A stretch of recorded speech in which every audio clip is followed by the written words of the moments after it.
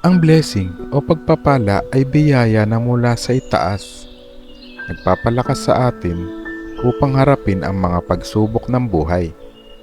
Ang mga ito ay paalala ng ating pasasalamat sa bawat araw na tayo'y gumigising na puno ng pag-asa.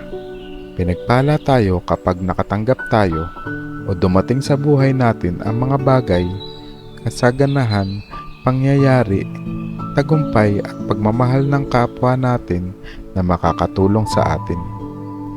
Hiningi man natin o hindi, ibinigay pa rin sa atin. Kaya dapat bigyan natin ng halaga ang mga blessing na dumadating, mga bagay na ibinigay, mga pangyayari na nagpasaya at mga taong tumulong at nandyan lagi para sa atin. Dahil dadating ang araw na mawawala din sila sa buhay natin.